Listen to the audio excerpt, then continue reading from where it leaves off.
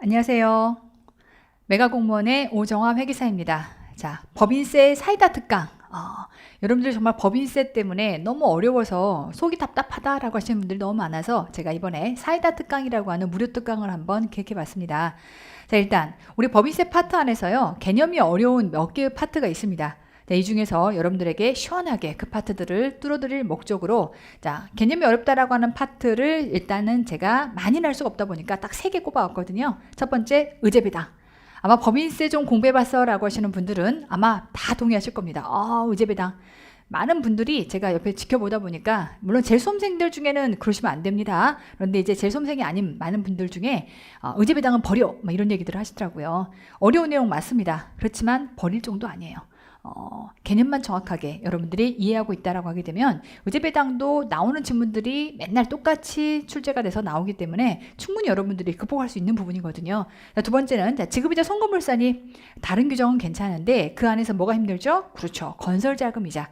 규정 자체가 워낙 문장 자체가 좀 어려운데 이게 원래 어려운 이유가 회계에서도 여러분들이 차입원가의 자본화라고 하는 파트를 어렵게 느꼈습니다. 그러다 보니까 보통 회계에서 어렵다라고 하는 파트가 세법으로 연결되면 정말 정신줄을 놓더라고요. 그래서 이제 이 부분도 보통 어렵게 느끼는 주제 중에 하나고, 그런가 하면 대손충당금. 이거는 처음에 회계를 배울 때 첫 번째 어떻게 보면 관문 같은 느낌이었을 텐데, 회계에서의 대손충당금은 우리끼리 회계를 배운 자들은, 저와 함께 회계를 배운 자들은 제가 보통 이렇게 얘기를 하죠. 미리 설레발쳐서 충당금이라고 하는 것은 때려잡아서 비용으로 인식하는 거.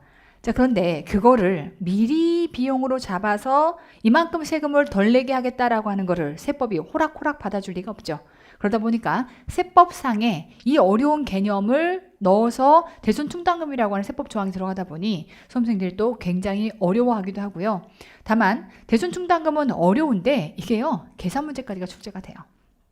그러다 보니 어떻게 이것을 지금 세법상 인식하고 있는지에 대해서 정확하게 이해하고 있지 않다면 계산 문제는 정말 넘사벽이 되겠죠. 근데 버젓이 9급 시험에서도 계산 문제가 출제가 되고 있다 보니까 이 세 가지에 해당하는 파트만 가지고 일단은 제가 한번 사이다 특강이라고 하는 무료 특강을 기획해 봤습니다. 자, 이 해당 모든 내용들은요, 이제 세법상 규정되어 있는 내용들인데, 이게 왜 어렵냐라고 하면 이 세 가지에 해당하는 파트가 회계상에서도 어렵게 느껴졌던 파트다 보니까 회계가 아직 다 미처 성숙하지 않은 상태에서 내지는 회계를 좀 이해했다 하더라도 세법상에서는 회계가 쓰는 언어와는 다른 언어로 세법상에서 법문이 기술되어 있거든요. 그러다 보니까 이 두 가지의 다른 언어를 사실은 안에서 중심을 딱 잡고 회계는 이렇게 얘기를 하지만 세법에서는 이렇게 얘기를 해라고 하는 것들을 브릿지를 놔주면 훨씬 더 쉽게 여러분들이 다가올 수 있을 텐데, 회계의 언어 따로 세법의 언어 따로 이러다 보니까 굉장히 여러분들이 어렵게 느끼는 것 같아요. 소위 말하면 우리 회계상에서는요, 이 의제배당에 대한 파트가 어디에서 출발하는 거냐면 자본에서 출발하는 거고요. 보통 회계에서 제일 어려운 파트 꼽아봐라 라고 하게 되면 여러분들이 세 가지를 꼽습니다. 자본과 금융자산 그리고 현금흐름표. 그러다 보니까 그 중에 하나인 요 자본 파트를 베이스로 해서 의제배당이 지금 규정이 들어가 있다 보니까 굉장히 어렵게 느끼는 파트 중에 하나인 거죠. 그런가 하면 아까 얘기했던 건설자금 이자를 회계에서는 차입원가의 자본하다라고 해서 이 부분도 보통 나오면 보통 표정이 안 좋아지는 파트 중에 하나예요. 이걸 베이스로 하다 보니까 어렵게 느끼고요. 대손충당금은 대손충당금 같습니다. 하지만 개념 자체가 워낙 좀 어려운데 이걸 베이스로 해서 세무 조정까지를 요구하고 있다 보니까 많은 분들이 이 파트를 굉장히 힘들게 느끼는 파트인 것 같아요. 자, 그러면 사이다 특강 어떻게 접근하겠다라고 하는 거냐? 접근 방법은요, 일단 첫 번째 저는 이렇게 생각합니다. 회계에서부터 출발을 해서 세법으로 이어져야만 여러분들이 정리가 됩니다. 아까 말씀드렸던 것처럼 회계 언어 다르고 세법 언어 다르고 이렇게 해버리면 전혀 다른 것처럼 느껴지거든요. 그러니 얘를 잡아줄 브릿지가 필요하다. 그래서 어떻게 보면 회계를 강의하는 제가 세법까지를 연결했을 때 시너지 효과가 날 수 있는 게 바로 이런 부분이 아닌가 싶습니다. 하여 저는 일단 접근 방법이요, 첫 번째 회계에서부터 출발하겠습니다. 그리고 나서 그게 세법상 개념으로 어떻게 연결되는지를, 이 개념 안에 있는 것들을 회계의 용어와 연결해서 정리를 해드립니다. 그러면 회계에서 이미 뭔가 배운 게 있으니까, 그래서 항상 우리 법인세는 앞에 회계를 먼저 학습하고 나서 하십사라고 하는 것들을 강조드렸었죠. 이건 뭐 세법 좀 해보신 분이면, 법인세 좀 공부해보신 분이면 그게 무슨 말인지 금방 아실 거예요. 회계를 공부했어야만 세법의 법인세로 이어질 수 있습니다. 자, 그러다 보니 회계상에서의 언어가 세법상에서 어떤 식으로 지금 달리 표현되고 있는지를 회계 강사인 제가 죄다 잡아서 여러분들에게 이해하기 쉽게끔 설명을 해드릴 거고요. 그 다음 두 번째는 단순히 말로 하면 안 그래도 어려워 죽겠는데 개념이 이해가 안 돼요. 자, 저는 PPT를 통해서 애니메이션 효과까지를 전부 다 집어넣어서 여러분들이 가장 효율적으로 이해할 수 있게끔 모든 강의의 기재 장치를 사용해서 강의를 구성합니다. 그래서 PPT를 통해서 개념을 이해할 수 있게끔 해드릴 거고요. 자, 예를 들면 한 예로요. 자, 만약에 세법 좀 공부해봤다라고 하시는 분들, 자, 의제배당을 예로 봅니다. 의제배당을 볼 때 저는요, 회계상에서 자본을 어떻게 구성하는지에 대한 것들을 먼저 여러분들에게 깔아서 이렇게 보여드립니다. 이렇게 회계상에서는 이렇게 구성이 되어 있는데 이 중에서 세법이 얘기하는 자본준비금이라고 하는 건 회계상에서 이 부분을 의미하는 거야 라고 해서 회계의 언어에서부터 출발해서 세법상의 언어가 어떻게 구성됐는지를 브릿지로 연결을 해드리고요. 자, 이제 사례 중심으로 PPT로 그대로 연결해서 만약에 A라고 하는 회사가 지금 주 메가라고 하는 회사와의 관계 안에서 메가가 A라는 회사에 투자를 했다. 그럼 이제 투자회사가 될 텐데 이렇게 투자를 했을 때 그때 그 투자에 따른 대가로 일정 부분에 해당하는 것을 현금이라는 배당으로 줄 수도 있겠지만 주식을 줄 수도 있다. 그럼 이제 보통 세법상에서는 자본금의 전입으로라고 이렇게 어렵게 표현하지만 사실은 회계상으로 따지면 두 가지죠. 그렇죠. 자, 안에서 주식 배당과 그리고 무상증자라고 하는 두 가지입니다. 그래서 세법이 얘기하는 그 언어가 우리 회계상에서는 무엇으로 연결될 수 있는지를 브릿지를 놔드릴 거고요. 그게 이제 회계 입장에서는 어떻게 처리가 될 거냐. 단순히 이렇게 주식 배당 받거나 무상증자 받은 경우는 주식수만 늘리는 것으로 처리하지만 세법 입장에서는 이것을 배당으로 볼 수도 있다. 다만 이제 어떤 경우를 배당으로 보느냐 라고 했을 때, 자, 세법이 바라봤을 때 입금 항목이 아닌 것들을 털어가고서 배당을 주는 거와 입금 항목을 털어서 배당으로 주는 것으로 나누어서 입금 항목이 아닌데 그걸 가지고 주식을 발행해줬다라고 하게 되면 배당으로 보지 않는 것이고, 입금 항목인데 그걸 털어서 주식을 줬다라고 하게 되면 현금 배당 받은 것과 친비하게끔 이것은 배당으로 보겠다라고 해서 이런 식으로 회계상의 이러한 자본 파트의 언어와 연결을 시켜서 세법이 어떤 식으로 법문을 구성하고 있는지를 제가 일목요연하게 설명을 해드립니다.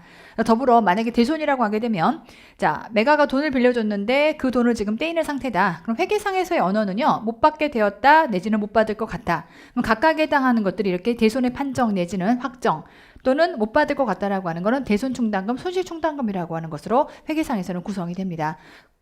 다만 세법 입장에서는요, 자, 모든 대손을 확정했다라고 하는 이 자체만 가지고 인정을 해주는 것은 아니고 요건이 존재합니다. 그 요건을 만족하는 경우만 대손금이라고 해서 대손으로 인정을 해주는 건데, 자, 그랬을 때 이때 요건이라고 하는 건 신고조정사항의 요건과 결사조정사항 요건으로 나뉜다. 이때 신고조정사항 요건에 해당하는 두 가지와 결사조정 요건에 해당하는 두 가지, 이렇게 PPT로 여러분들에게 개념을 정리해 드릴 거고요. 자, 심지어는 대손충당금을 설정하는 데 있어서도요, 자, 일단 기본 개념이 우리 회계 입장에서는 보충법, 하지만 세법 입장에서는 총회법. 근데 그게 매한 가지 같다. 이거 백날 얘기해봤자 말로 얘기하는 건 한계가 있어요. 자, 그럼 저는 어떻게 하느냐? 이제 쉽게 말하면, 자, 만약에 물을 300리터를 채웠는데요, 이 중에 내가 500리터로 더 채우고 싶다. 그럼 추가로 얼마만 더 부으면 되죠? 200리터. 이게 뭐냐면 보충법입니다. 자, 그런데 총회법에 해당하는 개념 뭐냐면, 총회법은, 자, 내가 원래 물을 300리터를 가지고 있었는데, 자, 다음번에 이 물을 전부 다 따라 없애버리고요, 다시 해당 내용을 500리터까지를 채워요. 그렇게 되면 결과적으로 나는 얘를 다 따라버리고 다시 여기다가 채웠다라고 했을 때는 결과적으로는 얼만큼을 더 늘린 셈이 된 거죠. 200리터만큼을 늘린 셈이니까 보충법으로 하던 총회법으로 하던 결국은 물이 200리터까지 늘었다라고 하는 건 매한가지 같다라는 형태로 이렇게 PPT를 활용을 해서 여러분들에게 가능한 효과적으로 이해할 수 있게끔 이렇게 강의를 구성을 합니다. 그래서 어려운 개념이긴 하지만 아까 제가 여러분한테 말씀드린 것처럼 PPT를 통해서 개념을 이해시키고 있기 때문에 훨씬 여러분들이 이해하기가 쉬울 거고요. 더불어 항상 이렇게 개념을 이해를 했다면 바로 뭐 해야 된다? 그렇죠. 문제풀이에 접목을 해야 합니다. 자요, 기출 OX 풀이가 바로 이어집니다. 자, 기본서 한번 간단하게 제가 뜯어와 봤거든요. 안에 기본서에 본문 내용이 들어가고요, 양옆에 날개에 문제들이 들어가는데, 예를 들면 이렇게 기출 OX 지문. 자, 출제된 모든 기출 OX들을요, 오징어 다리처럼 다 뜯어냈습니다. 그래서 이 내용과 관련된 부분이라면 바로 그 옆에 배치가 되어 있고요. 한 번이라도 출제가 됐던 지문이라면 본문 안에서도 전부 다 볼드로 발라져 있습니다. 자, 우리 세법은요, 양은 겁나 많은데 출제된 기출은 적습니다. 그러다 보니까 그 많은 양을 소화하면서도 뭐 어떤 지문이 출제가 됐냐라고 하는 것을 우선순위로 여러분들이 보고 공부를 하셔야겠죠. 그래서 그런 모든 내용들은 전부 다 제가 기본서안에 볼드로 발라놨으니까 여러분들이 같이 참고해서 보시면 좋을 것 같고요. 그런가 하면 이렇게 확인 문제에 해당하는 경우들은 이 지문만 가지고 모든 문제를 풀 수 있는 경우는 굳이 치전할 필요가 없기 때문에 이렇게 확인 문제를 통째로 넣었다라고 보시면 되겠고, 앞서 말씀드린 것처럼 공간이 허락하는 한 최신 기출부터 출발해서 거의 기출에 해당하는 95% 가까이가 죄다 다 구성이 돼 있다라고 보시면 됩니다. 그래서 자, 여러분들 아까 말씀드린 것처럼 기본적으로 안에 있는 이론만 이해했다라고 해서 문제를 풀 수 있는 건 아니다 보니까 이론을 이해하고 나서 바로 문풀까지 이어지게끔, 그럼 나중에 여러분들이 그 다음 단계 기출로 넘어가도요, 자신감이 차오르는 채로 그 다음 여러분들이 단계를 진행해 갈 수가 있습니다. 제가 예전에 채법 강의 처음 시작할 때 뭐가 제일 힘드냐라고 물어봤더니 이론을 배웠는데 문제를 못 풀겠대요. 그래서 내가 뭘 공부했는지 모르겠대. 이거는 뭐 때문이냐면 배울 때 문제를 안 풀어서 그래요. 배울 때 바로바로 문제를 풀었다면 그 다음 단계 기출은 이미 다 풀었던 기출들을 다시 한번 보는 거기 때문에 훨씬 부담이 좀 덜하겠죠. 해서 지금 사이다 특강으로 들어가 있는 세 가지 주제에서는 바로바로 이렇게 문제풀이로 이어지게끔 들어가 있고요. 자, 기본적으로 PPT를 바탕으로 해서 강의를 수강합니다. 여러분에게 PDF 파일로 이 PPT까지를 다 제공해 드릴 거니까 해당 내용들을 다운받으셔서 강의 옆에 무료로 다 올라가 있을 거거든요. 다운받으셔서 복습 자료로 활용하셔도 좋을 것 같고요. 전체 개념을 설명한 다음에 다만 개념을 이해했다라고 해서 어려운 법문이 그대로 해석되는 건 아닙니다. 그래서 법문에 해당하는 것들을 설명하고 그리고 방금 봤던 것처럼 기출풀이. 그럼 여러분들 입장에서는요, 강의를 이렇게 듣고 나시면 바로 복습을 하실 때 지금은 기본서에 해당하는 법문 중심으로 법문을 보셨지만 이걸 요약으로 정말 외우기 위해서는 요약으로 갖춰져 있는 형태로 한눈으로 보고 여러분들이 이해하시는 것도 중요하거든요. 그래서 T맵이라고 해서 T맵은 Teachers Map을 의미합니다. 그래서 선생님이 길라잡이가 돼서 전체에 해당하는 내용을 끌어가 준다라고 해서 표 안에 가둬져 있는 형태의 요약 형태라고 보시면 되겠고, 이 내용을 통해서 요약 정리를 하시면 아무래도 전체 내용을 한 번 더 다져서 외우는데 효과적이겠죠. 자, 이것도 제공합니다. T맵 정리라고 해서 따로 정리가 들어가서 올라가 있으니까 다운받아서 보시면 좋을 것 같고요.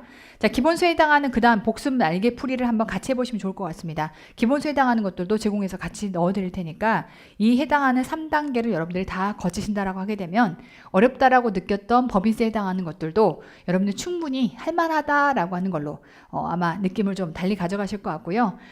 기존에 우리가 법인세를 여러분들 배워왔던 방식과는 좀 다르게 접근해서 법인세를 풀어가고 있다 보니까 아마 여러분들이 제가 생각할 때는 신세상을 만나지 않았을까, 이런 생각을 감히 해봅니다.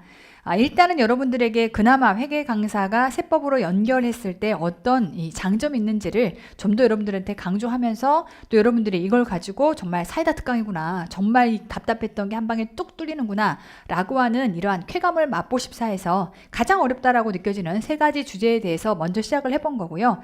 만약에 여러분들 생각하기에 선생님 제발 이것도 좀 해주세요 라고 하는 게 있다면 카페에 올려오셔서요, 카페에서 신청하시면 됩니다. 선생님 이것도 좀 듣고 싶어요, 이런 부분에 대해서도 조금 더 막힌 부분이 있는데 설명해 주세요 라고 하게 되면 그런 부분들도 제가 차후로 특강을 준비해서 여러분들에게 제공을 해드릴 테니까 필요하시다면 카페 오정아 회계연구소 네이버에 카페가 들어가 있습니다. 연구소에 들어오셔서 여러분들이 글로 만약에 필요하시다라고 하게 되면 신청을 해주시면 좋을 것 같습니다.